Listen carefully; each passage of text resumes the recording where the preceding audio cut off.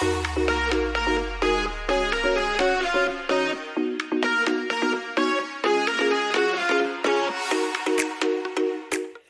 essentially, I'm the president or chair of the board of Volleyball Ireland. We provide direction and oversight for the association.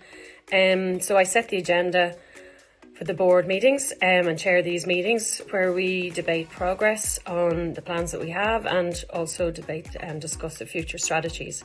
Outside of Volleyball Ireland itself then, a part of my role is to engage with Sports Ireland and other Irish NGBs and to network with them.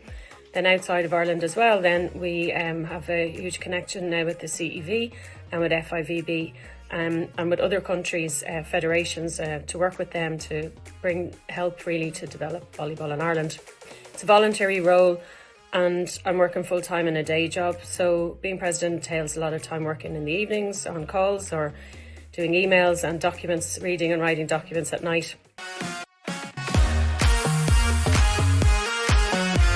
Well, leadership to me is about providing clarity and direction on what is agreed and needed to be done. I feel it's about listening and taking on board opinions and input from all involved to ensure that really we get the best outcome for what we're trying to achieve. It's about being approachable so that people aren't afraid to discuss problems or concerns with me and also to have empathy for the team to understand what people are going through. It's also key to understand what makes people tick and how to leverage people's strengths and capabilities to achieve our objectives. Finally, I think it's about making sure we stick to a plan that we've agreed and set out to execute, but also not being afraid to question it or challenge it if it's not working out as planned and we're not achieving what we set out to achieve. I'm really not sure. I think it's in my blood. From the age of 13, when I started playing volleyball, I needed to use leadership and team skills in the role of a setter and captain for my team. Then I learned more about refereeing and coaching, and there's loads of leadership type qualities and training in those roles in volleyball.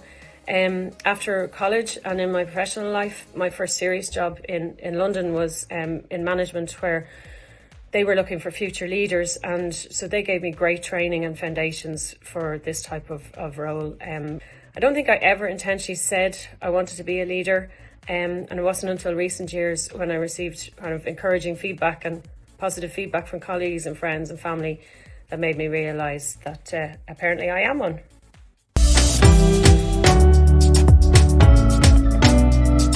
Not at all. Sports for me, it was always about being on or around the volleyball court with my team and with my volleyball club.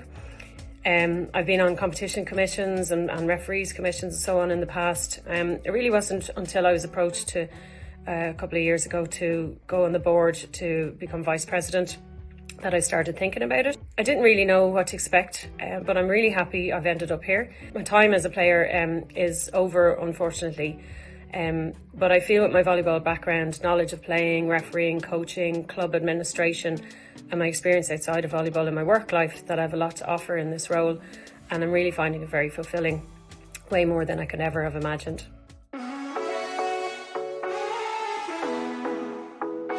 I don't have any famous or major famous role models in my life, either male or female.